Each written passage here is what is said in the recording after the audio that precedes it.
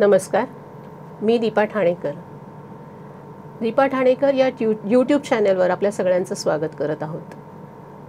शिक्षक म्हटला की त्याच्यासोबत विद्यार्थी, पालक हा त्रिकोण जो आहे तो नेहमीच महत्त्वाचा मानला जातो. शिक्षक विद्यार्थ्यांच्या आयुष्यातील अंधकार दूर करतो आणि त्याला प्रकाशमान करण्यासाठी सातत्यानं प्रयत्नशील असतो.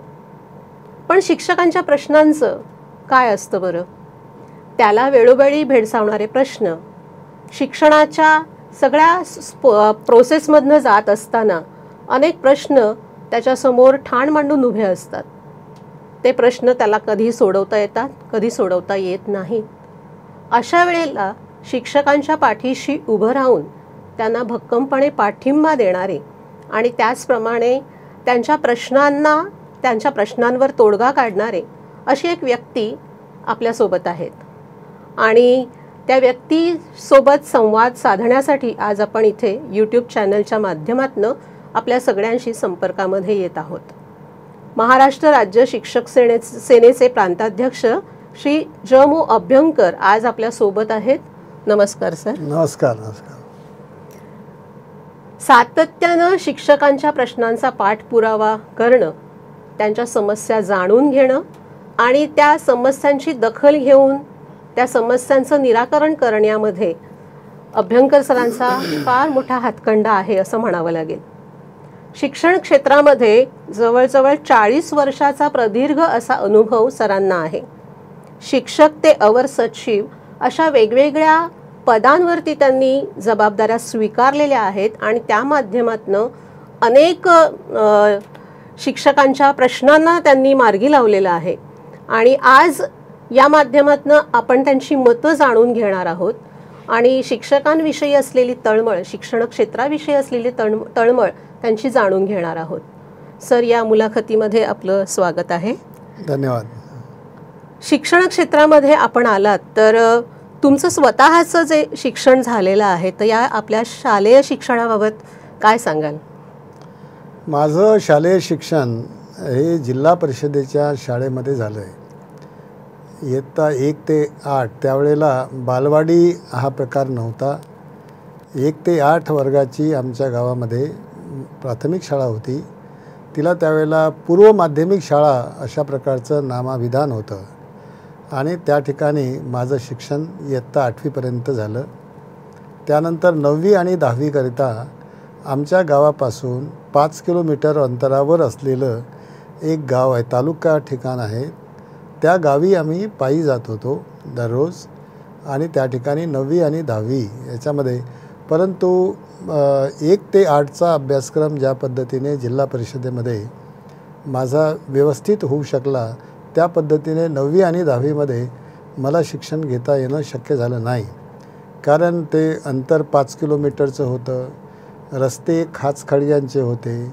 त्यानंतर रस्त्याच्या दुतर्फा अशा प्रकारचे आकर्षणं निसर्गानं पेरून ठेवले होते की तिकडे आमचे गावातून जाणारे सगळे मुलं हे त्याच्याकडे ते आकृष्ट होत असत आणि दिवसभर शाळेत जाण्याच्या ऐवजी त्या निसर्गामध्ये रममाण होणं याच्यामध्ये सगळे धन्यता मानत असत. मी त्यांचा सवंगडी असल्यामुळे आम्हीसुद्धा मग वेगवेगळ्या सीझन्समध्ये शेतामध्ये जे काही मिळतं आहे तर ते प्राप्त करणं, ते दिवसभर काहीतरी खाणं वगैरे असे प्रकार करून आम्ही शाळेला बंक करणं हे मोठ्या प्रमाणात त्यावेळेला घडत होतं दुर्दैवाने. पण असं असतानासुद्धा 10वीच्या इयत्तेत गेल्यानंतर माझे डोळे उघडले की आपण अशा पद्धतीने जर या अन्य विद्यार्थ्यांच्या समवेत राहिलो आणि आपण जर 10वी इयत्ता उत्तीर्ण नाही झालो तर आपण जीवनामधून काही यश मिळू शकणार नाही. आणि म्हणून मग 10वीच्या इयत्तेमध्ये थोडंसं गांभीर्य आलं. माझ्या भावाने त्यावेळेला 80 रुपयाची एक जुनी सायकल मला घेऊन दिली आणि त्या सायकलच्या मदतीने मला दररोज शाळेमध्ये अटेंड करता आलं. शेवटच्या 6 महिन्याच्या कालावधीमध्ये 10वीच्या इयत्तेमध्ये मला शाळा अटेंड करता आली आणि त्याच्यामधून मी कसाबसा, म्हणजे आम्ही 17 विद्यार्थी होतो, त्या 17मध्ये मी एकटा कसाबसा, माझा एक भाऊ पण होता, तो पण झाला आहे. असे दोघं आम्ही त्या ठिकाणी उत्तीर्ण झालो. बाकी सगळे आमच्यासोबत असणारे जे सवंगडी आहेत ते मात्र त्या परीक्षेमध्ये त्यावेळेला उत्तीर्ण होऊ शकतात. त्यावेळेला पर्सेंटेज अत्यंत पासिंगचं कमी असायचं. मेरिटसुद्धा 70 ते 75% गुण ज्याला मिळाले ते विद्यार्थी मेरिटमध्ये असायचे. थोडी गुणवत्ता म्हणा किंवा मूल्यांकन ज्या पद्धतीनं केलं जात असे ते थोडंसं कठीणतम असं होतं आणि त्यामुळे फार कमी पर्सेंटेज त्यावेळेला मिळत असे. मलासुद्धा 10वीला त्या 6 महिन्याच्या कालावधीमध्ये जो काही प्रयत्न केला त्यामधून फक्त 48% मला गुण मिळाले होते. म्हणजे प्रतिकूल परिस्थितीमधनं देखील झगडत तुम्ही शिक्षण पूर्ण केलं 10वी पर्यंतचं. बरोबर. आणि त्यानंतर मग तुम्ही शिक्षण क्षेत्रामध्ये वळलेला आहात किंवा शिक्षक म्हणून जेव्हा तुम्ही या शिक्षण क्षेत्रामध्ये आलेला आहात तर ते अपघातानं घडलं की ठरवून मग घडवलं की 10वी नंतर एक मॅच्युरिटी आली त्यानंतर मग या परिस्थितीमध्ये आपण पुढे शिक्षक म्हणून काम करायचं असं ठरवलं? नाही, 10वीच्या नंतर मग उच्च शिक्षण घेण्याच्या दृष्टिकोनातून, कारण त्यावेळेला 11वी 12वी नव्हती. अच्छा. 10वीच्या नंतर प्री युनिव्हर्सिटी कोर्स असं म्हणायचं, त्याला PUC म्हणायचे, तिथे प्रवेश घेणं मला आवश्यक होतं. माझी इच्छा होती, घरच्यांचा सपोर्ट होता, आर्थिक परिस्थिती तशी नव्हती. परंतु मग अशी माहिती मिळाली की औरंगाबादला, त्यावेळेचा औरंगाबाद आताचं संभाजीनगर, या संभाजीनगरमध्ये मिलिंद कॉलेज आहे आणि त्या मिलिंद कॉलेजमध्ये दरमहा 30 रुपयाची शिष्यवृत्ती ॲडव्हान्समध्ये मिळते. आणि जर त्यांना 30 रुपये ॲडव्हान्स शिष्यवृत्ती नको असेल आणि वसतिगृहामध्ये जर राहायचं असेल तर त्या ठिकाणी मोफत शिक्षण होऊ शकते. अशा प्रकारची माहिती मिळाल्यामुळे आम्ही तिथे औरंगाबादला आलो त्यावेळेच्या, आणि तिथे मग मी ग्रॅज्युएट झालो. ग्रॅज्युएट झाल्यानंतर मग मी MAला ॲडमिशन पण घेतलं होतं. MA इंग्लिशला मी ॲडमिशन घेतलं आहे. सायमल्टेनियसली आणखी त्यावेळेला एक सुविधा होती की आणखी तुम्हाला दुसरा कोर्स काही करायचा असेल, मला करणं आवश्यक अशाकरता होतं की MAला जी स्कॉलरशिप आहे ती स्कॉलरशिप वर्षअखेर मिळणार होती. मग वर्षभर खर्च कसा करायचा हा मोठा प्रश्न होता. पण लॉ कॉलेजला जर ॲडमिशन केलं तर त्याच्यामध्ये एक 3 महिन्यानंतर स्कॉलरशिप मिळेल अशा प्रकारचं आम्हाला माहिती सांगण्यात आली होती. म्हणून मी लॉ कॉलेजलासुद्धा सायमल्टेनियसली ॲडमिशन घेतलं. हे दोनही सुरू असताना माझ्या लक्षात आलं की शिष्यवृत्तीला 3 महिने जर समजा लागले तर 3 महिनेपर्यंत खर्च कसा भागवणार आहात, कारण त्या ठिकाणी भाड्याची खोली आहे, बाकी सगळ्या जेवणाचा खर्च आहे, हे सगळं भागवणं मुश्किल होतं. आणि म्हणून त्यामुळे मी विचार केला की आता आपण नोकरी केली पाहिजे. आपल्या घराकडून कुठल्याही प्रकारची मदत आपल्याला मिळू शकेल, 10-15 रुपयाच्या पलीकडे मदत देण्या इतपत आमच्याकडे घरची स्थिती नव्हती. माझा भाऊ त्या बाबतीत मदत करत होता पण ते त्याला मर्यादा होती. म्हणून मी त्यावेळेला असं ठरवलं की आता आपण नोकरी केली पाहिजे. सायमल्टेनियसली पोस्ट ग्रॅज्युएशन करता आलं तर बघू, तशी संधी मिळाली तर. पण ते MA इंग्रजीमध्ये करणं शक्यच नव्हतं. त्यामुळे मी सरळ त्यावेळेला नोकरीचा निर्णय घेतला आणि आमच्यासमोर त्यावेळेला 2 पर्याय उपलब्ध होते. ग्रॅज्युएट होणारे फार कमी असायचे आणि नोकऱ्या मुबलक असायच्या.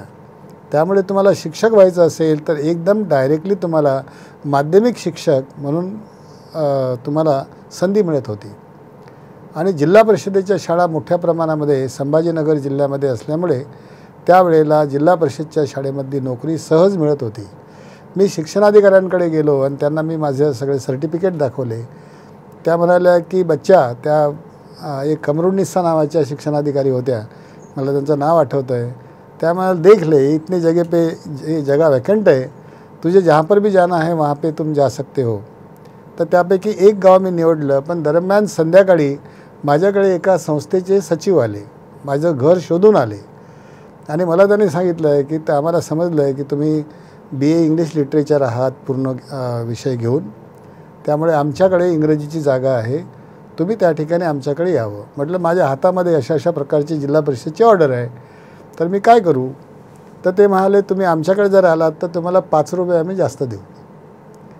अन्य शिक्षकांना जो पगार होता त्यापेक्षा 5 रुपये, त्यावेळेला सेकंड क्लास असेल तर तुम्हाला 7 रुपये जास्त मिळायचे, फर्स्ट क्लास जर समजा असेल तर 15 रुपये जास्त मिळायचे. तर मी त्यांची नोकरी ती पत्करली, कारण 5 रुपये मला अधिक मिळणार होते. अशा तऱ्हेने मी शिक्षक झालो. आणि मग ज्या गावाला माझी शिक्षक म्हणून अपॉइंटमेंट झाली ते गाव कन्नड तालुक्यामध्ये आहे आणि पिशोर नावाचं गाव आहे. कन्नडवरून पिशोरला जाताना पावसाळ्याच्या कालावधीमध्ये जवळजवळ 21 ते 22 किलोमीटर पायी जावं लागत असे. आणि पावसाळा सोडला तर बाकी सीझनमध्ये मग एस टीची सुविधा त्या ठिकाणी उपलब्ध होती. अशा गावामध्ये माझा शिक्षक म्हणून सेवेचा प्रारंभ झाला. पण हा सगळा कालावधी जो होता तोही खडतरच होता, सोपा नव्हता तसाही. राईट, हो ना. बरोबर आहे. आणि त्यातूनही मार्ग काढत काढत तुम्ही म्हणजे शिक्षण क्षेत्रातील महामेरूपर्यंत तुम्ही पोहोचला आहात. कारण तुम्ही इतक्या विविध पदांवरती भूमिका बजावलेल्या आहेत, किंबहुना अधिकार पदावरती आपण होतात. आणि ह्या सगळ्या जबाबदाऱ्या सांभाळत असताना प्रशासकीय सेवेमधला देखील आपला प्रदीर्घ असा अनुभव आहे. तर हा जो अनुभव आहे, तर प्रशासकीय सेवेमध्ये आपला प्रवेश जो झालेला आहे तर तो कशा पद्धतीने झाला? मी ज्यावेळेला शिक्षक म्हणून काम करत होतो त्यावेळेला भरपूर वेळ देणं, कारण माझी काही फॅमिली नव्हती, मी अविवाहित होतो आणि त्यामुळे जबाबदारी माझ्यावर अशी काहीच नव्हती. आणि मला अशी एक हौस होती की आपण चांगल्या पद्धतीने शिक्षक म्हणून राहिलो पाहिजे. म्हणून आधी स्वयंअध्ययन करणं, व्यवस्थित शिकवण्याचा प्रयत्न करणं. जरी इंग्रजी वाङ्मयामध्ये माझं ग्रॅज्युएशन झालेलं असलं तरी परंतु इंग्रजी बोलण्याचा सराव नसल्यामुळे त्या ठिकाणी इंग्रजीमधून चांगला संवाद साधणं मला शक्य नव्हतं. म्हणजे BA इंग्लिशमध्ये होत असतानासुद्धा नुसतं पाठांतराच्या भरोशावर आम्ही ते ग्रॅज्युएशन केलेलं होतं. ऑथेल्लो हे नाटक माझ्या पूर्ण पाठ होतं. मर्चंट ऑफ व्हेनिस पूर्ण पाठ होतं. बर्नार्ड शॉचं कॅन्डिडा हे नाटकसुद्धा मी मुखोद्गत करून टाकलं होतं. आणि याच्याच भरोशावर मला ग्रॅज्युएशन चांगल्या पद्धतीने करता आलं. तो सराव असा अभ्यासाचा असल्यामुळे तिथे गेल्यानंतर मी बऱ्याच ॲक्टिव्हिटीज त्या शाळेमध्ये सुरू केल्या. इवन त्या ठिकाणी डिबेटिंग कॉम्पिटिशनमध्ये, इलोकेशन कॉम्पिटिशनमध्ये ती शाळा कधी रिप्रेझेंटच झालेली नव्हती. पण मी तयारी करून मुलं तयार करून घेतले. त्या मुलांना त्या ठिकाणी नेलं. पहिलं पारितोषिक त्या ठिकाणी मिळालं. मुलांना खेळाकरता म्हणून मी तयार करत असे. दररोज 4 वाजता उठून त्या ठिकाणी क्रीडेमध्ये भाग घेऊ इच्छिणाऱ्या मुलांना सोबत घेऊन एक पळशी नावाचं गाव आहे 4-5 किलोमीटरवर, त्या गावापर्यंत मी त्या मुलांच्यासोबत धावत होतो. कारण मलासुद्धा त्याच्यामध्ये इंटरेस्ट होता विशेषतः. आणि मग त्यानंतर त्यांचे मी खेळ पण घेत होतो. मला जे खेळ येतात तिथेच मला व्हॉलीबॉलमध्ये मी जे चांगल्या पद्धतीने खेळू शकलो, अगदी मोठमोठ्या टीमच्या सोबत एक कॅप्टन म्हणून मला जे नंतर राहता आलं, त्याच्या कारणच ते होतं की त्या गावामध्ये मला ते एक्सपोजर मिळालं होतं. या मुलांचा रात्रीसुद्धा अभ्यास केल्याशिवाय यांचा निकाल वाढणार नाही, या भूमिकेतून त्यावेळेच्या मुख्याध्यापकांना मी विनंती केली की मला तुम्ही 1-2 पेट्रोमॅक्स द्या. या मुलांना घेऊन मी बसतो रात्री आणि त्यांचा मी अभ्यास घेतो. ते अभ्यास करतात की नाही बघतो, कारण निकाल फार कमी लागायचा. तर त्यावेळेला त्या मुख्याध्यापकांनी, ते मुख्याध्यापकही होते आणि संस्थेचे सेक्रेटरी पण होते, एकनाथ जाधव त्यांचं नाव, मला फार त्यांच्याविषयी आदर होता. त्यांनी 2 पेट्रोमॅक्स आम्हाला दिले आणि मग तिथे मुलं अभ्यास करायचे. कारण सगळ्याच विषयाचा अभ्यास ते करतात की नाही फक्त एवढं बघणं माझी जबाबदारी होती. आणि मग मी काय करायचं, तर मी विचार केला या संधीचा 3 तासपर्यंत मी या विद्यार्थ्यांना घेऊन बसतो, 7 ते 10पर्यंत रात्री. मग मी काय करायचं, तर मी सुद्धा विचार केला की आपण आता MPSCची तयारी करायला पाहिजे, दिस इज द प्रॉपर टाईम. मग त्या 3 तासामध्ये MPSCचं सिलेबस आधी मी शोधलं आणि त्याचा अभ्यास करायला सुरुवात केली. आणि मग पहिल्याच अटेम्प्टमध्ये मी त्या ठिकाणी MPSCमध्ये उत्तीर्ण झालो. आणि मग तो पुढचा प्रवास माझा प्रशासकीय सेवेचा सुरू झाला. म्हणजे विद्यार्थ्यांना घडवता ग्रामीण भागातल्या विद्यार्थ्यांना त्यांच्या शिक्षणाची काळजी घेत तुम्ही स्वतःचं देखील एक वेगळं शिक्षण सुरू केलं. म्हणजेच तुम्ही स्वतःला नव्याने गवसत गेलात आणि एक वेगळं आव्हान तुम्ही स्वीकारलं आणि त्यामुळे तुम्ही प्रशासकीय सेवेमध्ये जाण्याचा एक निर्णय घेतला, त्यातून मार्ग काढलात आणि मग वेगवेगळ्या पदांवरती आपल्याला काम करण्याची संधी देखील मिळालेली आहे. त्यातलंच एक महत्त्वाचं पद म्हणजे शिक्षण अधिकारी. आणि शिक्षण अधिकारी म्हणून आपण कार्यरत झालात, खूप महत्त्वाच्या अशा जबाबदाऱ्या स्वीकारल्यात आणि निर्णयही तसेच घेतलेत. तर शिक्षण अधिकारी म्हणून या पदावर कार्यरत असताना काही ठळक कामं आपल्याकडनं झालेली असतील की त्याचं समाधान तुम्हाला आता वाटत असेल, तर अशी काही ठळक कामं सांगाल का? शिक्षणाधिकारी म्हणून मी 3 ठिकाणी खास करून काम केलं आहे. एक संभाजीनगरचा पिरियड थोडासा लहानसा आहे, परंतु नाशिकमध्ये मी जवळजवळ 3.5 ते 4 वर्षपर्यंत शिक्षणाधिकारी होतो. नंतर वर्धा, त्यावेळेला 2 जिल्हे असे असायचे, 3 जिल्हे, एक वर्धा, रायगड आणि धुळे. हे 3 जिल्हे त्यावेळेला कुणी शिक्षणाधिकारी जाण्याकरता तयार नसणारे जिल्हे होते. त्या वर्धा जिल्ह्यामध्ये माझी पोस्टिंग नाशिकवरून त्यावेळेच्या संचालकांनी केली की काही चॅलेंजेस तिथे होते, म्हणून त्यांनी मला तिथे पाठवलं वर्ध्याला. आणि नंतर मग नागपूरला मी होतो. असं साधारणपणे 11 वर्षाचा कालावधी माझा शिक्षणाधिकारी म्हणून आहे. या कालावधीमध्ये आता खूप काही गोष्टी आहेत की ज्याच्यामध्ये विशेषतः सामाजिक दृष्टिकोनातून 2 गोष्टी केल्या गेल्या. प्रशासकीय खूप सांगता येतील, पण ते बरंच लांबलचक आहे. पण सामाजिक दृष्टिकोनातून 2 गोष्टी अशा आहेत की जून 15 नंतर किंवा जेव्हा केव्हा पावसाळा सुरू होत असेल त्यानंतर ते सप्टेंबर अखेरपर्यंत एक गोष्ट मी सातत्याने 3ही ठिकाणी केली. आणि ती ही की माझ्या त्या जीपमध्ये, कारण शिक्षणाधिकाऱ्याला त्यावेळेला जीप्स असायच्या विल्लीजच्या किंवा महिंद्राच्या नंतर आल्या, पण त्या विल्लीजच्या त्या जीपमध्ये मागच्या बाजूला मी सगळे रोपं ठेवत होतो. सोशल फॉरेस्ट्रीच्या लोकांना विनंती करून दररोज कमीत कमी माझ्या गाडीमध्ये 50 तरी रोपं असायची वेगवेगळ्या प्रकारची. आणि मग मी दररोजच ऑफिसच्या बाहेर जात होतो. कार्यालयीन कामकाज साधारणपणे 2 ते 2:30पर्यंत माझं संपून जायचं. सगळ्या बैठका वगैरे झाल्या की मग कुठल्या तरी शाळा मी निवडायचो. एक 7-8 शाळा अशा रस्त्यावरल्या म्हणून अशा निवडायच्या आणि त्या प्रत्येक ठिकाणी गेल्यानंतर त्या ठिकाणी ते झाडं लावायची. झाडं लावल्यानंतर ती जबाबदारी त्या ठिकाणच्या शिक्षकांना द्यायची. माझ्यासोबत माझे PA असायचे. त्यावेळेला 2-2 ADI एका शिक्षणाधिकाऱ्यांना त्यांच्या दिमतीला असायची. ते लोक मग त्याच्या नोंदी ठेवायचे की हे झाड कोणाकडे संरक्षणाकरता दिलं आहे. मग त्याचे रिपोर्ट्स करता म्हणून फॉर्मॅट पण तयार केला होता. अशा पद्धतीने वर्धा जिल्ह्याचं तर मला आठवतं काहीतरी 908 त्या ठिकाणी गावं आहेत. यातलं एकही गाव त्या 3.5 वर्षाच्या कालावधीमध्ये सुटलं नाही की ज्या गावाला मी गेलो नाही, शिक्षकांची बैठक घेतलेली नाही आणि त्यानंतर त्या गावामध्ये एकतरी रोप मी लावलेलं नाही. असं गाव सापडणं मुश्किल आहे. तेच मी नाशिकला केलं, तेच मी नागपूरला केलं. या 3 वर्षाच्या कालावधीमध्ये हे एक सामाजिक कार्य म्हणून खूप निष्ठेनं, कारण मला एक प्रेरणा होती की एन्व्हायरमेंट जर सांभाळायचं असेल तर याकरता फॉरेस्टेशन मोठ्या प्रमाणामध्ये निर्माण केल्यापासून गत्यंतर नाही. आणि म्हणूनच हे काम सातत्याने मी करत गेलो आणि सगळ्या विद्यार्थ्यांना एक मूल एक झाड त्या प्रकल्पाचं प्रत्येक ठिकाणी मी नाव दिलं होतं. वृक्षवल्ली अच्छा, आम्ही सोयरे, अशा पद्धतीचं त्याला नाव दिलं होतं हे प्रत्येक ठिकाणी. आणि तिथे मग शिक्षक, मुख्याध्यापक, शिक्षण विस्तार अधिकारी, संपूर्ण यंत्रणा या कामामध्ये सप्टेंबरपर्यंत ती लागेल. म्हणजे आपले कामधंदे सोडून नव्हे, फावल्या वेळेमध्ये त्यांनी करावं. विद्यार्थ्यांनीसुद्धा एक झाड कधीतरी वर्षभरात लागावं आणि लावावं, ते जगवावं. त्याचा रिपोर्ट मुख्याध्यापकाकडे द्यावा, आपल्या वर्ग शिक्षक. अशा पद्धतीने ते एक काम केलं गेलं. नागपूरला गेल्यानंतर माझ्या असं लक्षात आलं की काही मिनी माडाचे गावं त्या भागामध्ये आहेत आणि तिथे आदिवासी लोक राहतात आणि त्यांच्या मुली ज्या आहेत त्या शाळेपासून वंचित होत्या. त्यामुळे तिथे पहिल्यांदा आम्ही प्रयोग असा केला की या मुलींना शाळेत आणायचं. मग त्या किती मुली होत्या, आम्ही सर्वे केला आणि तिथे मुली साधारणपणे 300 अशा आम्हाला आढळल्या ज्या आदिवासीच्या होत्या की ज्या मुली शाळेत गेल्या नव्हत्या. त्यांचं शाळेत जाण्याचं वय होतं, परंतु त्या शाळेत नव्हत्या.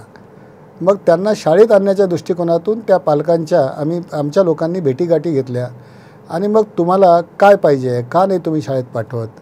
ते म्हणाले की या मुलींचा उपयोग आम्हाला होतो सिबलिंगसाठी, म्हणजे लहान आणखी त्यांच्या घरामध्ये अपत्य असतील त्यांना सांभाळण्याकरता त्या मुली उपयोगी पडतात किंवा घरातली छोटी मोठी कामं करतात. किंबहुना काही मुली त्या कोवळ्या वयातसुद्धा शेतामध्ये जाऊन मजुरीचं काम करतात. त्यामुळे कुटुंबाच्या उत्पन्नामध्ये भर घालण्याचं काम ह्या मुली करत असल्यामुळे त्यांना स्पेअर करणं शक्य नाही असं आमच्या लक्षात आलं. मग आम्ही एक विचार केला की या मुलींच्या शिक्षणाकरता यांना दरमहा 25 रुपये द्यायचे. हा अनुभव नागपूरचा आहे. 25 रुपये देण्याकरता मग किती पैसे कलेक्ट करावे लागतील.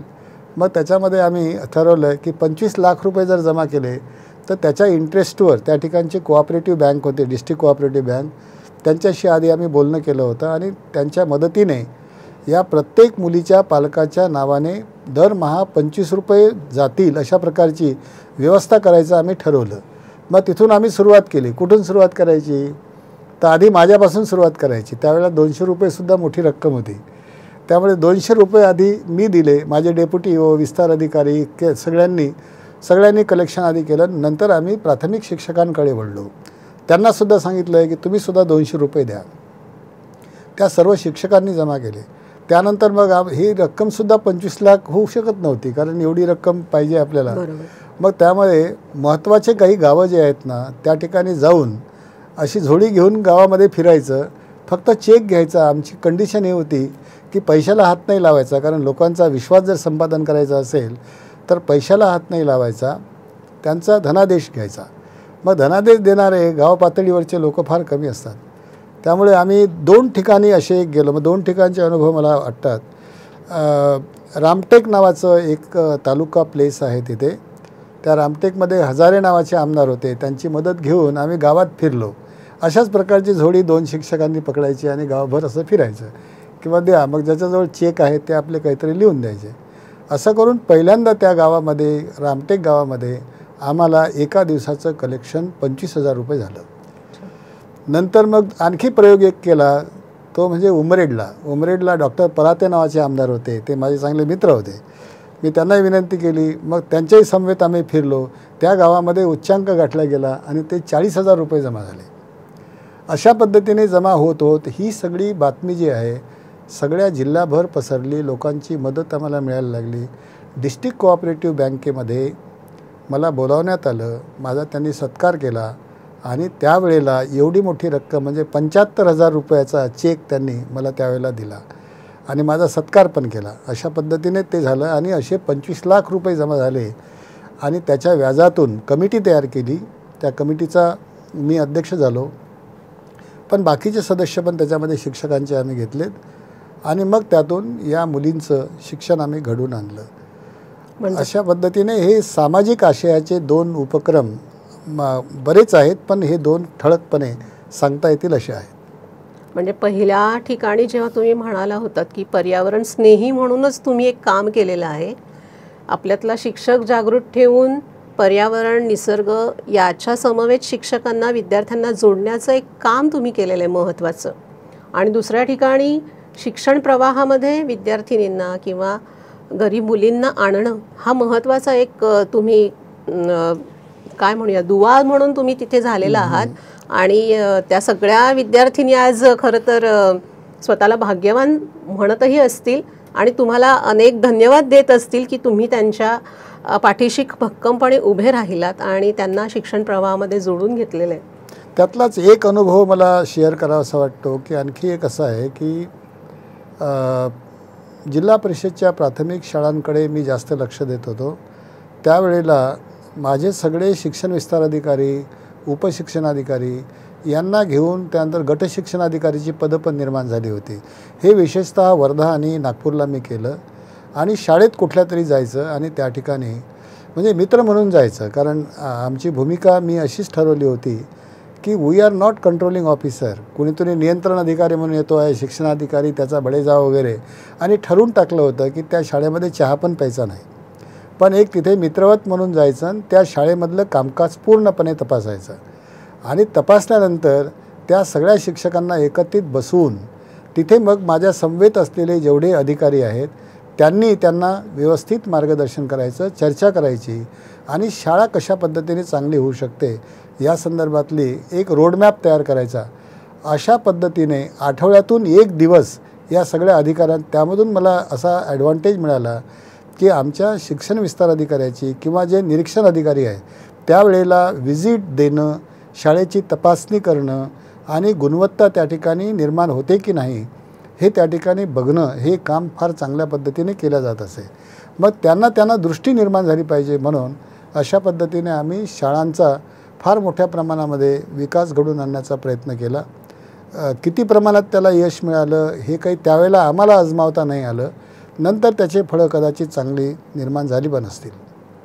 बरोबर, आपण पेरत जातो पण नंतर जे जे काही उगवेल ते त्या त्या ठिकाणच्या लोकांनाच मिळत असतं. राईट. त्या पद्धतीने तिथल्याही विकासाला तुम्ही कुठेतरी कारणीभूत आहात असं आपण म्हणू शकतो. आता आपण वेगवेगळ्या पातळीवरती जेव्हा काम केलेलं आहे, शिक्षण अधिकारी, उपसंचालक, सहसंचालक, संचालक, अशा पद्धतीने जवळजवळ शिक्षण क्षेत्रातली सगळीच पदं आपण भूषवलेली आहेत. तर मुंबईमध्ये आपण जेव्हा 15 वर्ष कामकाज केलेलं आहे या विविध पदांवरती, तर त्यावेळचा अनुभव काय होता आणि काय महत्त्वाच्या गोष्टी तुमच्या हातून घडल्यात? एक तर मुंबईला 15 वर्षाची कारकीर्द मिळणं ही फार कठीण गोष्ट आहे, कारण असं प्रशासनामध्ये होत नाही. एका तुम्ही कोणतेही आता अधिकारी बघाल तर ते 3-4 वर्षापर्यंत त्यांचा स्टे असतो, नंतर ते दुसरीकडे त्यांची बदली होतेच होते. मला 15 वर्ष सुदैवाने या ठिकाणी एका ठिकाणी मिळाले आणि त्यामध्ये मी आधी शिक्षण उपसंचालक म्हणून या ठिकाणी आलो. ते सुद्धा येताना त्यावेळची परिस्थिती बघा की मी अर्ज केला नाही, मी या ठिकाणी येण्याकरता कोणतीही धडपड, कोणतेही प्रयत्न केले नाहीत. नागपूरला सलीम झकरिया नावाचे मिनिस्टर तिथे आले होते जेव्हा तिथे मी डेप्युटी डायरेक्टर होतो, आणि अन्य लोकांनी त्यांना काहीतरी फीडबॅक दिला असेल की हे चांगल्या पद्धतीने काम करतात वगैरे. त्याच्यामुळे सलीम झकरियानी स्वतः मला तिथे नागपूरला विचारलं की are you interested in joining the post of the deputy director in Mumbai. आम्हाला गरज आहे, आम्हाला एक सध्या असलेल्या त्या शिक्षण उपसंचालकाची बदली करायची आहे, पण सबस्टिट्यूट आम्हाला सापडत नाही, त्यामुळे तुम्ही जर आलात तर फार बरं होईल. मी त्यांना म्हटलं की सर मला 2-3 दिवस जरा कालावधी द्या, कारण मुंबई म्हणजे मुंबईला येणं, नोकरी करणं हे कधी डोक्यातच नव्हतं. तर मी त्यांना त्यावेळेला होकार नाही दिला. पण मग 2-3 दिवसानंतर परत सेक्रेटरी त्यावेळेला कुमुद बन्सल होत्या, अत्यंत कर्तबगार अशा प्रकारच्या स्त्री ज्यांच्याविषयी अजूनही माझ्या मनामध्ये नितांत आदर आहे, त्या होत्या. त्यांनी मला फोन केला की Abhyankar why don't you join Mumbai. म्हटलं मॅडम आपण म्हणताय तर हरकत नाही, मी यायला तयार आहे, आपण आदेश काढा. माझे आदेश सप्टेंबरमध्येच काढले होते, सप्टेंबर 1992मध्येच आदेश काढले होते.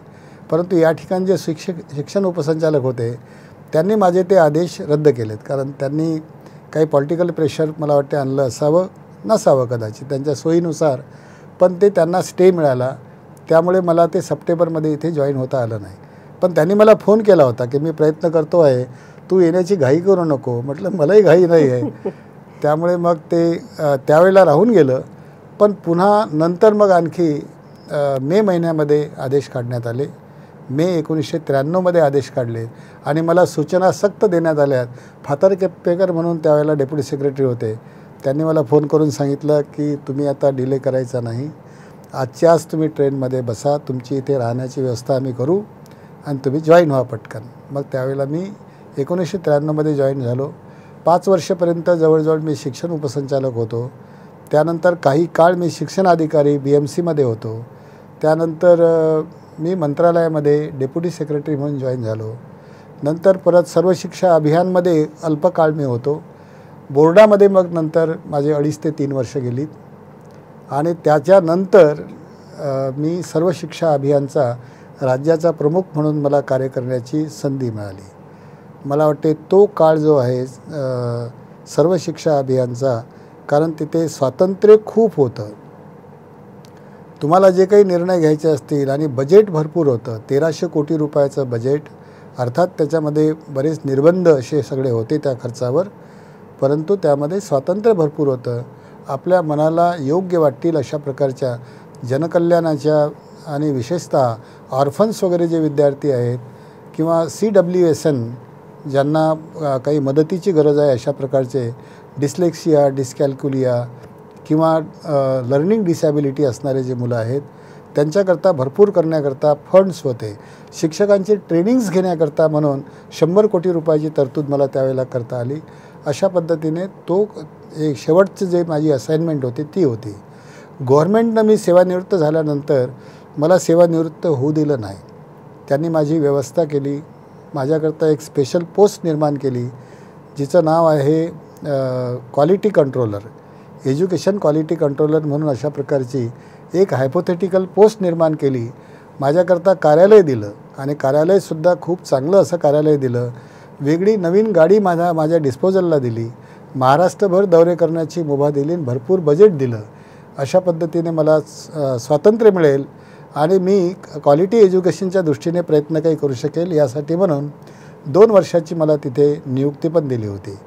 त्यामध्ये मध्येच मी तो पिरियड संपण्याच्या आधी राजीनामा दिला. त्याचं कारण असं होतं की एक नवीन सेक्रेटरी आल्या होत्या आणि त्या सेक्रेटरीला या ॲक्टिव्हिटीविषयी जराही रुची नव्हती. मी एकदा बघितलं आहे की यशोदामध्ये एक बैठक होती सगळ्या मुख्य कार्यकारी अधिकाऱ्यांची जिल्हा परिषदेच्या, आणि त्याच्यामध्ये त्या क्वालिटी एज्युकेशनच्या संदर्भात माझं प्रेझेंटेशन होतं. मी आठवडाभर मेहनत करून ते प्रेझेंटेशन व्यवस्थित तयार केलं होतं. तिथे यशोदामध्ये त्या सर्व IAS ऑफिसर्स सगळे होते.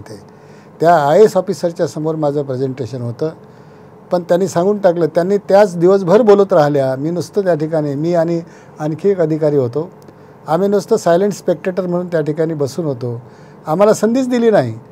आणि शेवटी मग त्या असं म्हणाल्या की आता असं करा, वेळ फार झालेला आहे, तुम्ही 5 मिनिटात तुमचं प्रेझेंटेशन करा.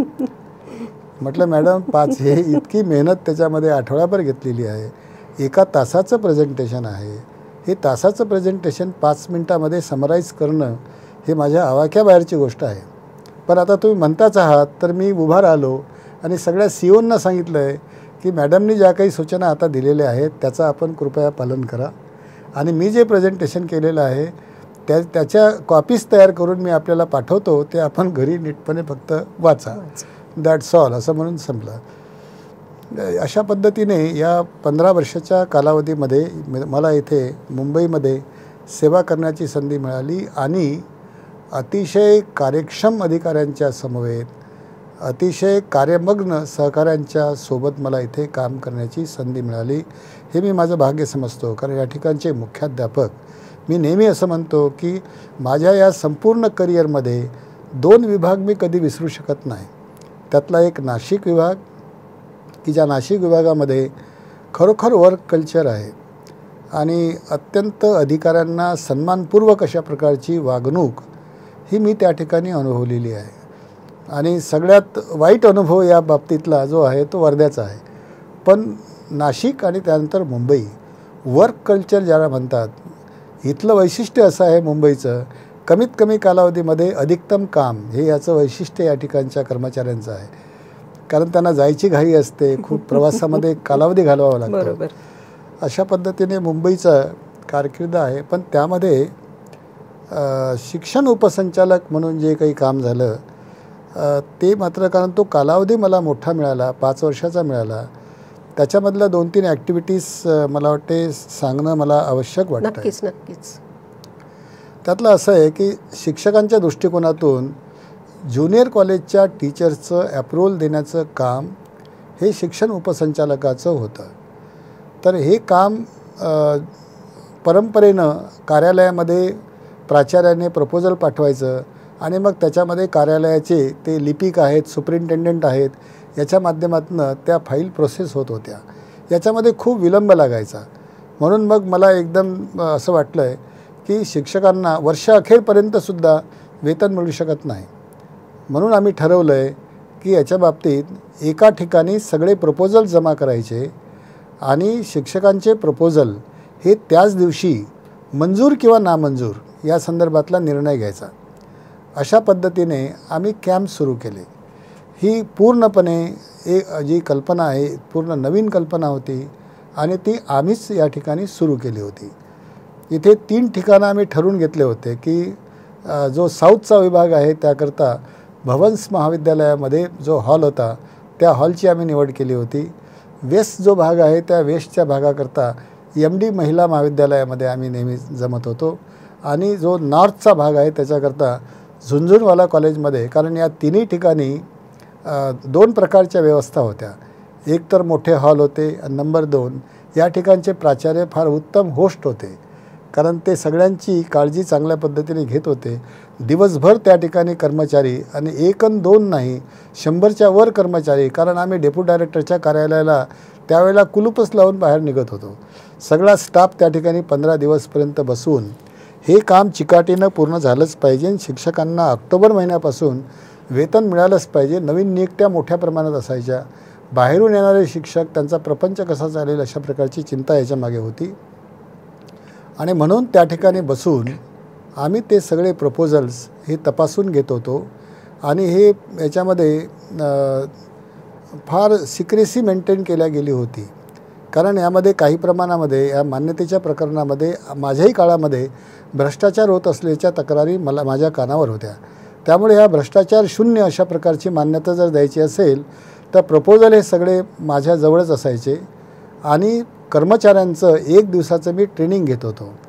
फाईल कशी तपासायची आहे त्याची चेकलिस्ट तयार करून दिली होती आणि ते त्यांनी चेक करायचं, फक्त तेवढंच करायचं. आणि त्यांना सूचना होत्या, याच्या पलीकडे जाऊन तुला शोध घेण्याची काही गरज नाही आहे.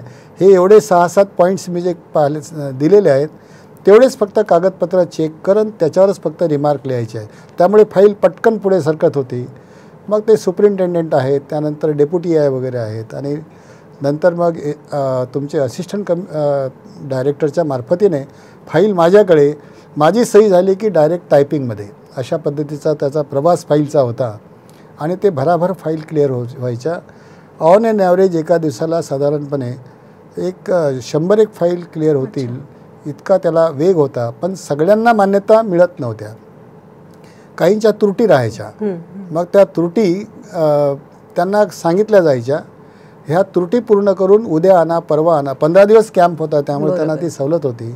अशा पद्धतीने 15व्या दिवसामध्ये आमच्या लक्षात येत होतं की 100% ज्यांना अप्रुव्हल दिल्या जाऊ शकतं, कायद्याचा सगळा अर्थ शिक्षकांच्या बाजूने लावून किती शिक्षकांना दिल्या जाऊ शकतं याचं पूर्णपणे विचार करून त्यांना जवळजवळ 100% शिक्षकांना मान्यता दिल्या जात होत्या. ज्या एखाद दुसऱ्या शिक्षकाला मान्यता दिल्या जात नव्हती त्यामध्ये क्वालिफिकेशनच्या दृष्टिकोनातून काहीतरी अपूर्णता दिसून आल्यामुळे ती मान्यता दिल्या गेली नाही. हा अपवाद जर सोडला तर बाकी सगळं काम बंद होतं. आणि मग वर्षभर ॲप्रुव्हलचं प्रकरण कधीही हाताळायचं नाही असं आम्ही ठरवलं होतं. फक्त लिव्ह वॅकन्सीवर येणारे प्रस्ताव जर बघितले तेवढा अपवाद सोडून बाकीची मान्यतेचा भानगडीत आम्ही पडत नव्हतो. हे एक होतं. आणि दुसरं, रिटायर होणारे शिक्षक, मुख्याध्यापक, शिक्षकेतर कर्मचारी यांची मोठी समस्या होती. वर्षभरपर्यंत रिटायर झाल्यानंतरसुद्धा मुख्याध्यापक किंवा प्राचार्य आपल्या शिक्षकांचे आणि कर्मचाऱ्यांचे किंवा मुख्याध्यापकांचे संस्थाचालक ते प्रकरणच पाठवत नव्हते. आणि त्याच्यामुळे त्याला खूप विलंब लागत होता. हे माझ्या अगदी पटकन लक्षात आलं. मग यामध्ये आम्ही ठरवलं की नाही, हे तर अगदी निष्ठुरपणे झालंच पाहिजे.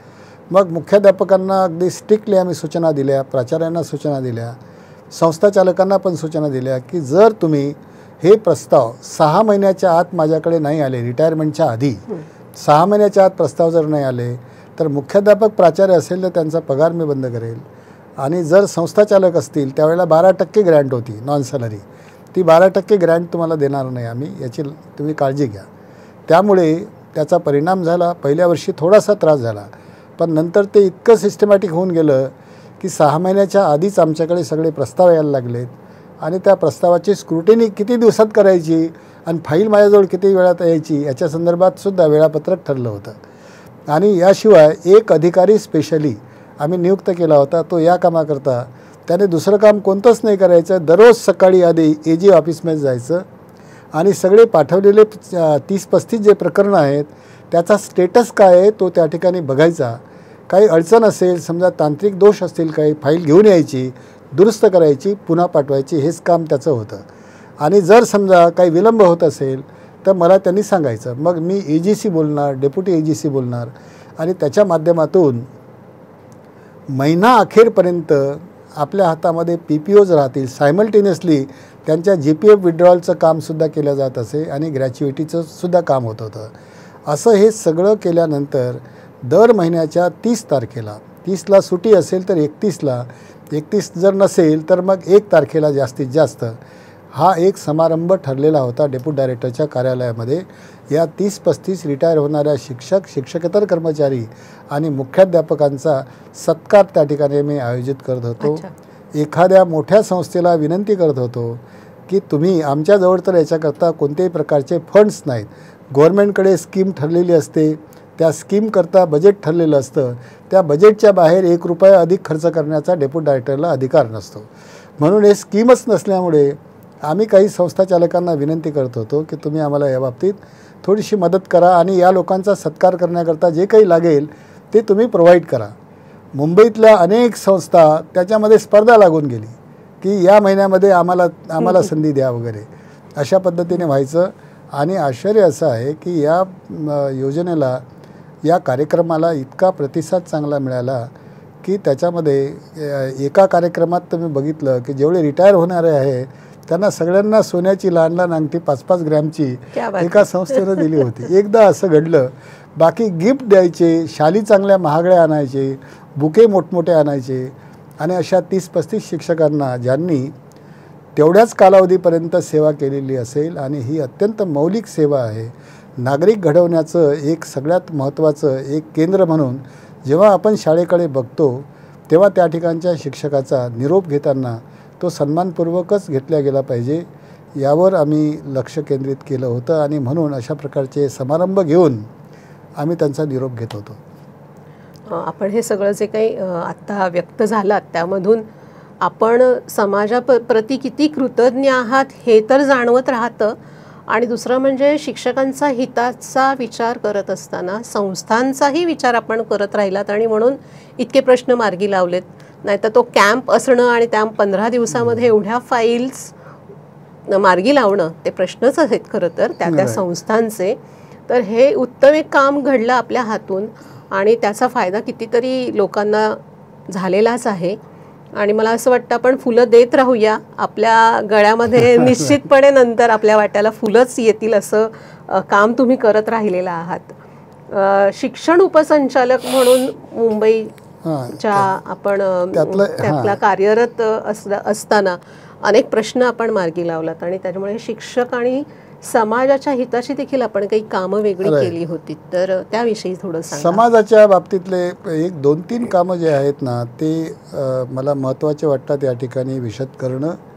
त्याच्यामध्ये जसा जो प्रयोग आम्ही नागपूरला केला होता तो लहान स्केलवर होता. 300 मुली आमच्या फक्त तिथे आदिवासी मुली आढळल्या होत्या की ज्या शिक्षण घेत नव्हत्या शालेय वयामध्ये असतानासुद्धा. अशाच प्रकारची माहिती आम्हाला धारावीच्या बाबतीत मिळाली होती. म्हणून धारावीचा पूर्ण सर्वेक्षण करायचं आम्ही ठरवलं की खरोखर या ठिकाणी किती अशा मुली आहेत की ज्या शाळा योग्य अशा प्रकारचं वय असतानाही त्या शाळेत येत नाहीत. मग त्याचा आम्ही शोध घेतला. आमच्याजवळ टीम असायची, खूप उत्साही अधिकारी होते. त्यामुळे लहानसा अगदी फॉर्मॅट तयार केला आणि भरभर ते सर्वे करायचा आणि एका आठवड्याच्या आत सर्वे झाला पाहिजे, लांबवायचा नाही. अशा पद्धतीने आम्ही त्याचं नावच दिलं होतं झटपट सर्वेक्षण. अच्छा. तर ते झटपट सर्वेक्षण केलं आणि त्याच्यामध्ये लक्षात आलं की 6000 मुली अशा आहेत त्या धारावीमध्ये. एवढा मोठा प्रचंड आकडा आम्हाला मिळाला की ह्या मुली शाळेत जाण्याच्या वयाच्या आहेत पण त्या पापड लाटतात, चांबड्याची कामं करतात आणि जरीची कामं करतात. हे 3 प्रकारचे कामामध्ये या मुलींना गुंतवल्या जातं आणि त्या मुलींना त्याच्या मोबदल्यामध्ये त्यावेळेला दररोजचे 20 ते 25 रुपये मिळत होते. 20 ते 25 रुपयेसुद्धा त्यावेळेला मोठी रक्कम होती. घराच्या चरितार्थाकरता मोठी मदत होईल अशा प्रकारची ती रक्कम त्यावेळेला होती. त्यामुळे मग आम्ही ठरवलं आहे की यांच्या पालकांशी बोलायला पाहिजे. कारण एवढे 25 रुपये 20 रुपये जे घराचं उत्पन्न आहे ते बुडवून हे कदापि शाळेमध्ये या मुलींना पाठवणार नाही. नागपूरचा अनुभव माझ्या जमेस होताच. त्यामुळे पालकांच्या आम्ही वेगवेगळ्या पॉकेट्समध्ये अशा बैठकी घेतल्या आणि त्यांना आम्ही विनंती केली की तुमच्या मुलींचं वय शाळेत जाण्याचं आहे, यांचं भवितव्य तुम्ही निर्माण करणं आवश्यक आहे, तुमच्या हातामध्ये ते आहे. आणि त्यांना रोखणं, अशा प्रकारच्या कामाला लावणं, नंतर लग्न लावून देणं हे काही बरोबर नाही आहे. पालक म्हणून तुमच्या जबाबदारीमध्ये आपली चूक होईल, आपण ती दुरुस्त करण्याकरता आम्ही या ठिकाणी तुम्हाला मदत करायला तयार आहोत. या पद्धतीने आम्ही त्यांच्यामध्ये आमच्या अधिकाऱ्यांनी जे काही चांगले बोलू शकतात वगैरे पालकांशी, अशा अधिकाऱ्यांना डेप्यूट करून त्या पालकाशी संवाद साधला. त्यांना तयार केलं आहे. त्यांना सांगितलं आहे की तुम्हाला दर महिन्याला 50 रुपये तुमच्या खात्यावर जमा करण्याची व्यवस्था जर केली तर तुम्ही तुमच्या मुलींना शाळेकरता स्पेअर करणार आहात काय. त्यामध्ये बहुतांशी लोकांनी होकार दिला की हरकत नाही, 50 रुपये का होईना पण आम्हाला काहीतरी मिळतं आहे. आणि प्लस शाळेमध्ये त्यावेळेला मिड डे मील होतंच. मिड डे मीलचा प्रकार वेगळा होता. त्यावेळेला सुकडी मिळत होती. तर ते तयार झाले मग आता पैसे लागतील, त्यामुळे हे एकदा त्यांची कन्सेंट घेतली, सर्वे झाला, कन्सेंट झाली, पण मग आता पैसे याच्याकरता किती लागतील. आम्ही अंदाज व्यक्त केला की साधारणपणे 3 कोटी रुपये जर जमा झाले तर मग आपल्याला याच्यामध्ये या मुलींच्या त्याच्या व्याजामधून व्यवस्था करता येईल. कारण चिरस्थायी अशा प्रकारची योजना असली पाहिजे. या मुलींना तुम्ही आटपून घेतलं, यांचं शिक्षण केलं, पुढे नंतर काय, हा सगळा प्रश्न राहील. म्हणून याच्यामध्ये सातत्य टिकावं म्हणून येणाऱ्या इंटरेस्टमधूनच या मुलींचं शिक्षण झालं पाहिजे, अशा पद्धतीचा प्लॅन तयार केला. महाराष्ट्र बँकेच्या ऑथॉरिटीजला आम्ही तिथे आमच्या कार्यालयामध्ये बोलावलं. ते सुद्धा स्वेच्छेनं आले सुद्धा. त्यांना विषय आम्ही तसा नमूद केला होता आणि त्यांच्यासमोर हा सगळा कार्यक्रम आम्ही मांडला. ते फार प्रोत्साहित झाले. त्यांना वाटलं की अरे हे सामाजिक काम आहे. मी त्यांना सांगितलं आहे की या 3 कोटीचं व्याज जे येईल त्याच्यामध्ये या प्रत्येक मुलीच्या पालकाच्या खात्यावर 50 रुपये जमा करण्या इतपत रक्कम या इंटरेस्टमधून निर्माण होईल की नाही याविषयी मला शंका आहे. मग अशा वेळेला तुम्ही काय करणार आहात.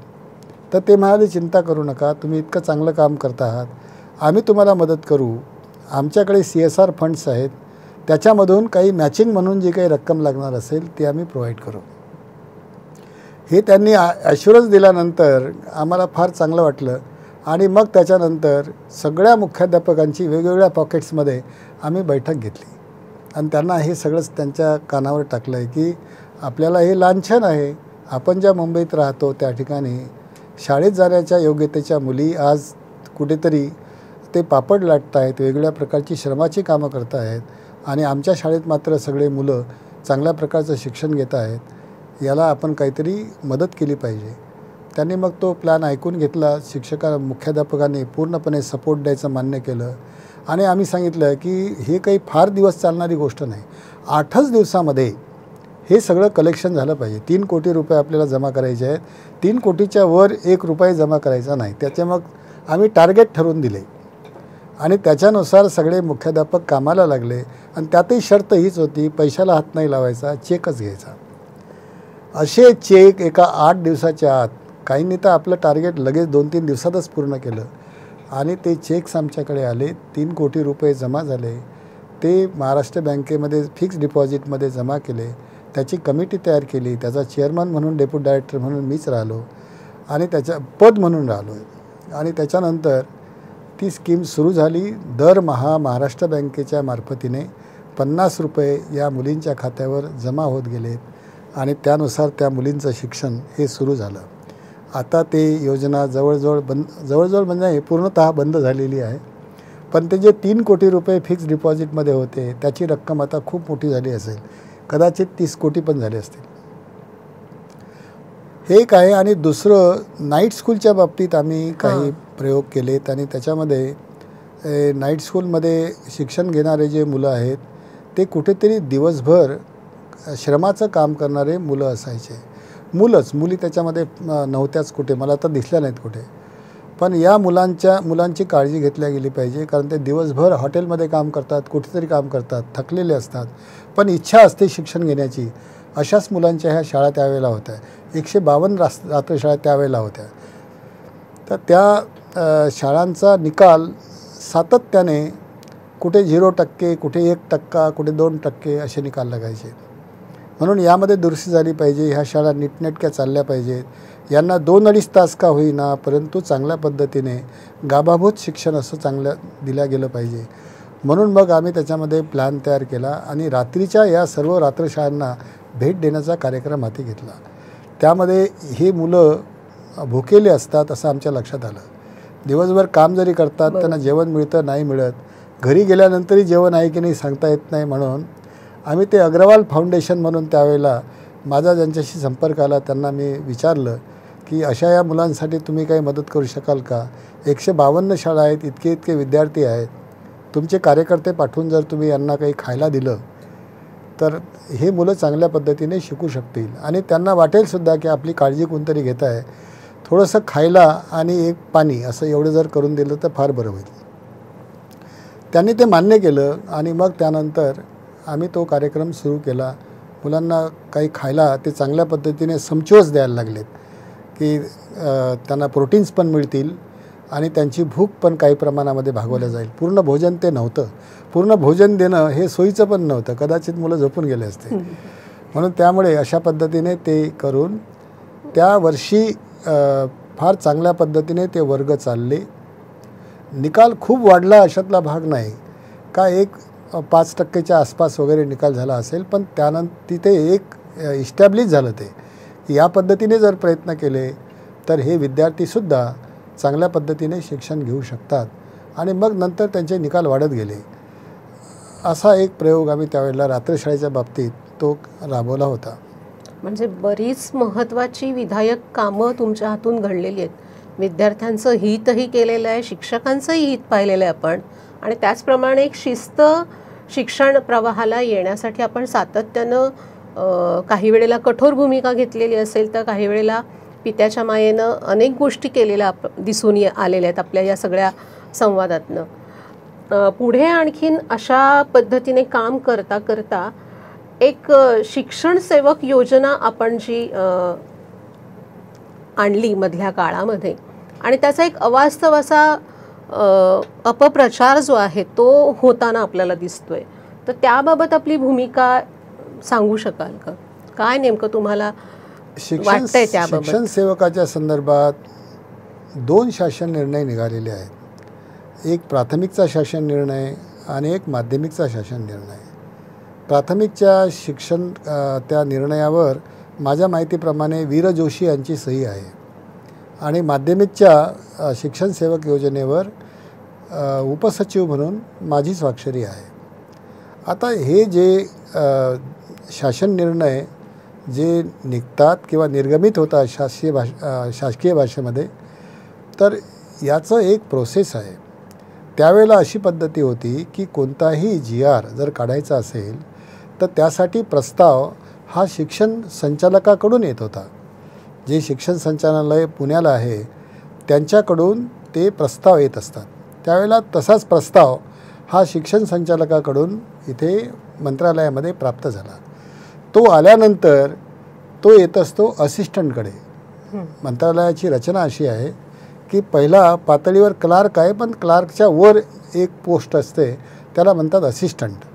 त्या असिस्टंटकडे तो प्रस्ताव येतो, तो ते तपासतो, त्याला त्याच्यावर रिमार्क देण्याचा अधिकार आहे, तो देतो. त्याच्यानंतर डेस्क ऑफिसर आहे, डेस्क ऑफिसर काही लिहितो. हा प्रस्ताव आल्यानंतर तो प्रस्ताव माझ्याकडे आला. मी त्याच्यावर पानभर लिहिलं आहे की अशा पद्धतीने जरी परिस्थिती महाराष्ट्राची आर्थिक स्थिती 5वा वेतन आयोग दिल्यामुळे जरी योग्य नसली आणि आर्थिक दृष्टिकोनातून आपल्याला पदं भरता येणार नाही असं जरी म्हटलं जात असलं तरीही शिक्षकांचे पदं आतापर्यंत कधीही रिक्त ठेवल्या गेलेले नाही आहेत.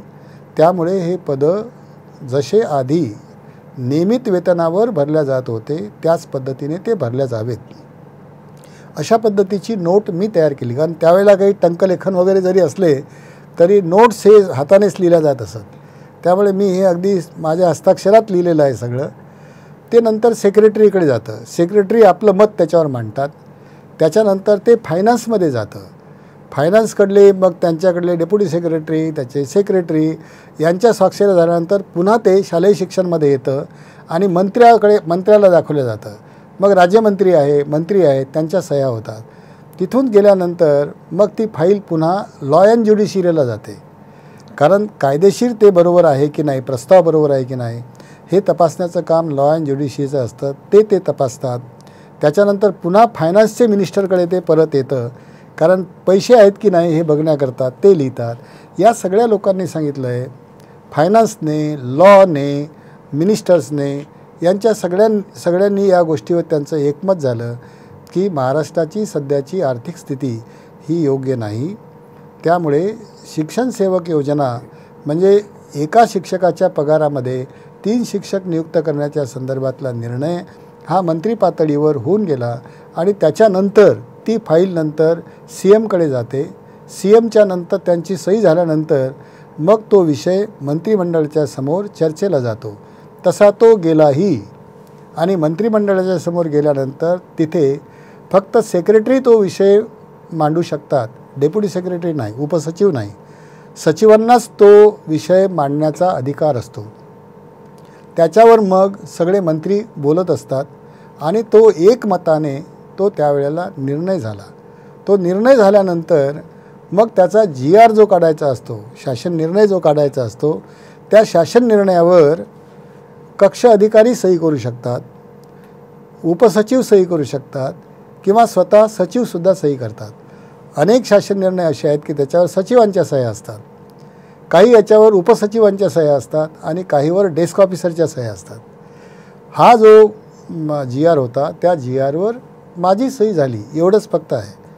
त्याच्यामध्ये त्या योजनेशी माझी सहमती असो की नसो, नव्हतीच प्रत्यक्षात, पण समजा असो की नसो, निर्णय घेण्याचा अधिकार जो आहे तो सेक्रेटरीचा आहे, तो त्याच्यानंतर मिनिस्टरचा आहे, मिनिस्टरच्या नंतर चीफ मिनिस्टरचा आहे आणि मुख्य म्हणजे संपूर्ण मंत्रिमंडळाचा आहे. आता आपल्याला एक उदाहरण मी सांगतो आहे की 31 ऑक्टोबर 2005चा जो GR आहे, ज्याच्यामुळे शिक्षक आणि शिक्षकेतर कर्मचाऱ्यांचं सेवानिवृत्तीच्या नंतरचं आयुष्य धोक्यात आणणारा जो GR आहे तो कधीचा आहे? 31 ऑक्टोबर 2005चा आहे. त्याच्यानुसार 1 नोव्हेंबर 2005च्या नंतर जे सेवेत लागले ते सगळे शापित ठरवणारा हा अत्यंत दुष्ट GR आहे असं मी म्हणतो आहे. या GRवर सही कोणाची आहे? कोणाला तरी माहिती आहे का? हा GR कोणी काढला? हा मंत्रिमंडळाने घेतलेला निर्णय होता. त्या उपसचिवाचं नावसुद्धा कोणाला माहिती नाही. काहीतरी आमीन शेख नावाच्या त्यावेळेला उपसचिव होत्या फायनान्समध्ये, त्यांच्या सहीचा तो GR आहे. मग आमीन शेखने हा ओल्ड पेन्शन स्कीम बाद करून नवीन पेन्शन योजनेच्या संदर्भातला निर्णय घेतला असं कोणी म्हणतं का? ते कोणीच म्हणत नाही. मग हा शालेय शिक्षण विभागाचा जो काही शासन निर्णय घेतला तो मंत्रिमंडळाचा निर्णय आहे. त्याच्याबद्दल एखाद्या उपसचिवाचं, सचिवाचं किंवा स्वाक्षरी करणाऱ्याच्या नावाने त्याच्या संदर्भात काही चर्चा करणं हे मला असं वाटतं आहे की अत्यंत बालिशपणाचं आहे. ज्याला वर्किंगचं ज्ञान नाही अशा व्यक्तीनं म्हटलं असतं तर मी समजू शकतो, पण ज्यांनी विधान परिषदेमध्ये काम केलं आहे असे लोकसुद्धा जेव्हा अशा पद्धतीने बोलतात, चर्चा करतात, तेव्हा त्यांची मला तर कीव करावीशी वाटते. म्हणजे ही सगळी जी प्रोसेस आहे ती समजून घेणं आवश्यक आणि त्यानंतर मग अशा पद्धतीने अपप्रचार जो काही होत असेल त्याला म्हणजे तो अपप्रचार चुकीच्या पद्धतीने केला जातोय हे असं आपल्याला जाणीवपूर्वक ते वाटत राहतं. GR हा कधीही स्वाक्षरी करणाऱ्याचा कधीही नसतो. त्याचं त्याच्या बाबतीतलं काही मत असू शकतं, पण ते मत कोणीही लक्षात घेईलच अशी काही खात्री नाही. कारण त्याच्यावर किती सह्या आहेत? उपसचिवाच्या नंतर कमीत कमी 25 ते 30 स्वाक्षऱ्या ज्याच्यामध्ये होतात आणि अख्खं मंत्रिमंडळ, त्यावेळेला 42 मंत्री होते. 42 मंत्र्यांच्या मंत्रिमंडळामध्ये त्यावेळेला मंत्री परिषद होती. मंत्री परिषदेमध्ये म्हणजे त्यामध्ये डेप्युटी मिनिस्टर, त्यानंतर स्टेट मिनिस्टर अशा पद्धतीने सगळ्यांची मंत्री परिषद असायची. मंत्री परिषदेमध्ये घेतला जाणारा निर्णय हा एखाद्या अधिकाऱ्याने निर्णय घेतला असं म्हणणं म्हणजे हा समस्त मंत्रिमंडळाचा अपमान आहे. आणि जर याच्या बाबतीत अशा पद्धतीची मल्लीनाथी करण्याचा प्रयत्न जर कोणी करत असेल तर मी त्याला बालिशपणा हेच फक्त नाव देईल.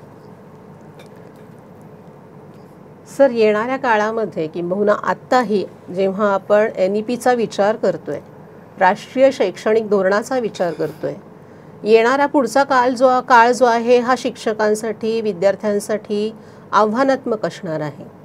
मग या सगळ्या काळामध्ये शिक्षकांचे असे वेगवेगळे प्रश्न आहेत की जे तुम्हाला अगदी जवळकीने तुम्ही पाहिलेले आहेत आणि अनुभवलेले देखील आहेत.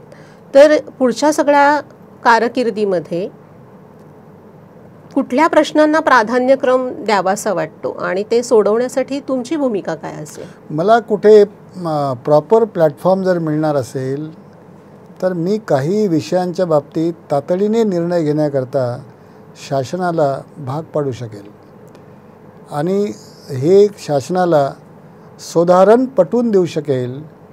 सगळी पार्श्वभूमी समजावून सांगून त्यांना शासनाला निर्णय घेण्याकरता नक्कीच प्रवृत्त होईल अशा पद्धतीचं मी त्यांना समर्थन देऊ शकेल. ते विषय जे आहेत ना त्यामध्ये मोठ्या प्रमाणात शिक्षक आज जे सरप्लस होत आहेत ते जे निकष राज्य शासनाने ठरवलेले आहेत ते निकष अत्यंत चुकीचे आहेत.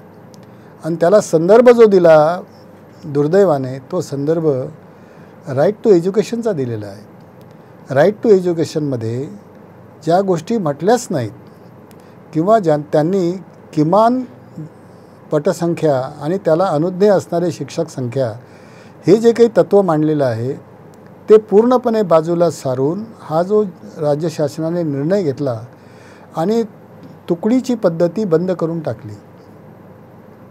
ज्या वेळेला 25 विद्यार्थ्यांची तुकडी मान्य होती आणि या 25 विद्यार्थ्यांना 1.5 शिक्षक मान्य होता अशी आपल्याकडली स्थिती होती. तोपर्यंत संपूर्ण राज्यामध्ये 17 विद्यार्थ्यांना 1 शिक्षक अशा प्रकारचं ज्याला आपण टीचर पीपल रेशिओ म्हणतो TPR हा त्यावेळेचा किंवा PTR हा PTR जो आहे तो त्यावेळेचा 17 होता. एका शिक्षकामागे 17 विद्यार्थी. हे 30चं प्रमाण 35चं प्रमाण 40चं प्रमाण करण्याची गरज त्यावेळेला असं नव्हतं की राज्य शासनाकडे निधी उपलब्ध नाही म्हणून मग ह्या कंडिशन्स आपल्या हे नॉर्म्स बदलून टाका आणि तातडीने शिक्षकांची पदं कमी करा अशा प्रकारची निकड कोणत्याही प्रकारची निकड नसताना कुठेतरी राज्य शासनामध्ये काम करणाऱ्या एखाद्या सचिवाला वाटावं आणि त्याने डायरेक्टरकडून प्रस्ताव घेण्याच्या ऐवजी स्वतःच एखादा GR डिक्टेट करावा त्यातला तो प्रकार होता. आणि त्याच्यामुळे फार मोठं नुकसान शिक्षणाचं झालं आहे. आपण जे पहिल्या क्रमांकावर दुसऱ्या क्रमांकावर प्रत्येक वेळेला राहत होतो गुणवत्तेच्या इंडेक्समध्ये आपला क्रमांक खूप प्रत्येक वेळी वरचा राहत होता तो आता 7व्या क्रमांकावर आपण आलो. मागच्याच वर्षीचा रिपोर्ट आहे. हे जे घडलं आहे त्याला कारणीभूत काही अशा प्रकारचे शासन निर्णय आहेत आणि या शासन निर्णयामध्ये दुरुस्ती होणं आवश्यक आहे. मध्यंतरीच्या काळामध्ये जेव्हा वर्षा गायकवाड मॅडम ह्या मंत्री होत्या तेव्हा त्यांच्या समवेत माझ्या या संदर्भात बैठकी झाल्या. त्यांनी हे मान्य पण केलं होतं की यस ह्याच्यामध्ये काहीतरी गोल्डन मीन्स तुम्ही आम्हाला सुचवा आणि म्हणून मग मी त्यांना पूर्ण चार्टच तयार करून दिला होता आणि त्या चार्टमध्ये मी हे दाखवलं होतं की 1980 पासून आतापर्यंत शिक्षकांच्या संदर्भातले जे काही निकष ठरवण्यात आले होते त्या निकषाप्रमाणे काही विशिष्ट शाळांमध्ये किती शिक्षक बसत होते आणि आताच्या या निकषाप्रमाणे किती बसतात याचा तुलनात्मक तक्ता तयार करून दिला होता. त्या म्हणाल्या की यस आम्हाला मार्ग आहे. तुम्ही जो काही मध्यम मार्ग सुचवला मी असा मार्ग त्याच्यामध्ये सुचवला होता की ज्यामध्ये शासनाला त्यांचं जे सध्याचं बजेट आहे त्या बजेटमध्ये आणखी वाढ करण्याची गरज नव्हती. आहे त्या बजेटमध्ये शिक्षकांची पदंही वाढू शकतात आणि सरप्लस होणारे शिक्षक त्याच शाळेमध्ये सामावल्या जाऊ शकतील अशा प्रकारची व्यवस्था करण्याकरता मी काही मार्ग त्यांना सुचवला होता. त्यांनी तो मान्य पण केला होता. पण दुर्दैव महाराष्ट्राचं की त्यानंतर शिक्षण मंत्री राहिल्या नाहीत आणि तो विषय तसाच बाजूला राहिला. तो दुरुस्त करण्याची माझी प्रायोरिटी आहे. नंबर 1 म्हणजे त्यामुळे शिक्षक सरप्लस होणार नाहीत आणि मुख्य म्हणजे आज शिक्षकांवर मोठ्या प्रमाणामध्ये कार्यभार घेण्याचा जो प्रसंग येतो आहे की एका पाठोपाठ तास त्यांना घ्यावे लागतात आणि त्यामुळे एनर्जी नसलेला उत्साह नसलेला शिक्षक हा 6-7 तासपर्यंत काम केल्यानंतर ते जे शेवटचे पिरियड आहेत त्या पिरियडमध्ये जो न्याय देणं आवश्यक आहे तो दिला जाऊ शकत नाही. कोणत्याही प्रगत देशामध्ये हा प्रकार आपल्याला पाहायला मिळत नाही. शिक्षकांना मध्ये कुठेतरी अशा प्रकारची विश्रांती मिळाली पाहिजे कारण त्याला चिंतन करायचं असतं मनन करायचं असतं काही मॅटर्स त्यांना कन्सोलिडेट करायचे असतात आणि त्याच्या दृष्टिकोनातून शिक्षकाला असं मध्ये काही पॉज मिळण्याची आवश्यकता आहे. आज तशा प्रकारची व्यवस्था नाही कारण शिक्षकांची संख्या फार मोठ्या प्रमाणामध्ये शाळांमध्ये कमी करून टाकण्यात आलेली आहे. ती दुरुस्ती होणं आवश्यक आहे. कला क्रीडा आणि कार्यानुभवाचे शिक्षक आहेत त्यांच्या बाबतीतला प्रश्न आहे तो सुद्धा फार महत्त्वाचा आहे. ते पदंसुद्धा निर्माण झाली पाहिजेत आणि ते स्वतंत्र असायला पाहिजेत. मंजूर असलेल्या शिक्षकांमध्येच त्यांचा समावेश असता कामा नये हे एक बाब आहे. त्याच्याशिवाय आता ओल्ड पेन्शन स्कीमच्या संदर्भात आम्ही सातत्याने बोलत आलेले आहोत की हे आमची प्रायोरिटी आहे.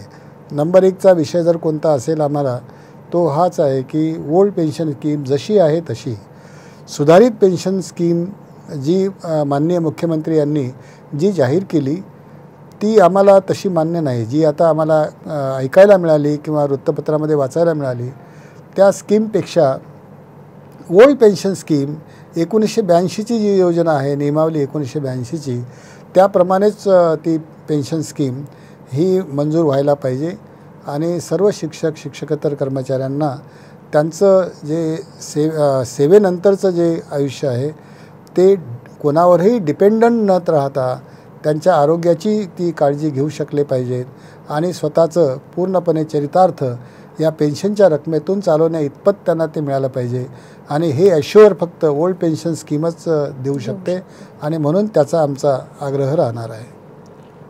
त्याचप्रमाणे वरिष्ठ श्रेणी आणि ह्याबाबतही आपण काही म्हटलं होतं. हां, त्याच्यामध्ये आता आम्ही आमच्या पत्रामध्ये हे दिलेल्या आहेत त्या गोष्टी, कारण वरिष्ठ वेतन श्रेणीविषयी काही प्रश्न नाही आहे, पण आम्ही असं म्हणतो आहे आता की जर शिक्षकेतर कर्मचाऱ्यांना किंवा अन्य कर्मचाऱ्यांना इतर जे शासनाच्या तिजोरीतून वेतन घेतात त्या सर्व कर्मचाऱ्यांकरता तुम्ही 10-20-30 हा फॉर्म्युला मान्य केला, ही 30-स्तरीय वेतन श्रेणी जर त्यांना तुम्ही मान्य करता आहात तर शिक्षकांचा अपवाद करण्याचं काय प्रयोजन आहे.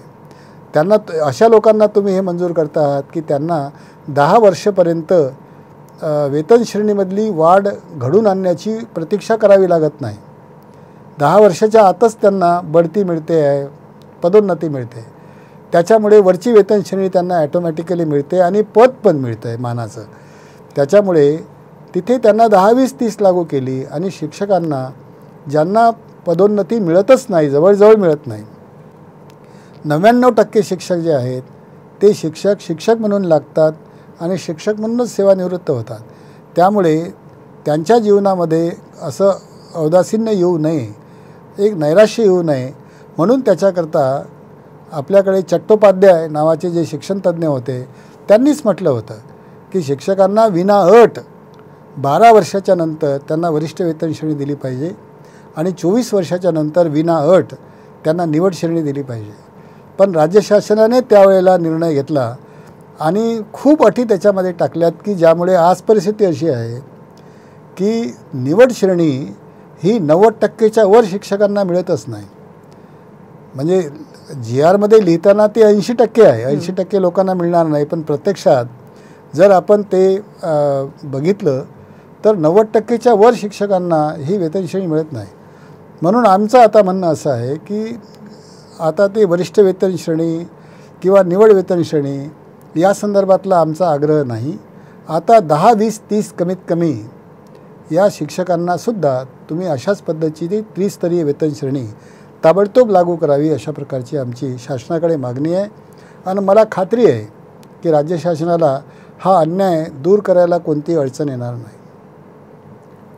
फार छान विवेचन झालेलं आहे. प्रत्येक मुद्द्याला आपण जवळजवळ स्पर्श केलेला आहे आणि फार सखोलपणे आपण माहिती दिलेली आहेत की नेमकं शिक्षण क्षेत्रामध्ये असलेल्या ज्या काही समस्या आहेत, अडचणी आहेत, प्रश्न आहेत, तर तुमच्या पद्धतीने तुम्ही त्या समस्यांना सामोरे गेलेले आहात, त्या प्रश्नांची उकल केलेली आहे आणि तुमच्या मनामध्ये असलेला एक कनवाळू शिक्षक आहे तो सातत्यानं जाणवत राहतो की ह्या सगळ्या विद्यार्थ्यांना म्हणजे रात्रशाळेच्या विद्यार्थ्यांना, नंतर कुर्ल्यासारख्या विभागातल्या विद्यार्थिनींना, रात्रशाळेतल्या विद्यार्थ्यांना मदत करण्यासाठी सतत तुमची जी धडपड चालू आहे आणि त्या पद्धतीने त्यांच्या पाठीशी तुम्ही खंबीरपणे उभे राहिलेला आहात. शिक्षकांच्या पाठीशी तुम्ही खंबीरपणे उभं राहता आहात आणि त्या पद्धतीने या विविध पातळ्यांवरती काम करत असताना तुमच्यामधला एक शिक्षक सातत्यानं जाणवत राहतो आणि नुसता शिक्षक नाही तर खंबीर नेतृत्व करणारा शिक्षक आपल्याला जाणवत राहतो. तर तुम्ही आज इथे आलात आणि आपली मतं व्यक्त केलीत, आमच्याशी संवाद साधलात आणि शिक्षण क्षेत्रामध्ये असलेल्या ज्या काही समस्या आहेत त्या समस्या आपण या माध्यमातून लोकांपर्यंत पोहोचवणार आहोत नंतरच्याही काळामध्ये आणि बोलत राहूया, संवाद घडवत राहूया आणि जाणून घेऊया एकमेकांना. आपण शिक्षक आहोत, शिक्षकांसोबत नेहमीच राहूया आणि संवादातनं खूप काही चांगल्या गोष्टी घडत असतात, तर सकारात्मक राहूया. आपला निरोप घेते.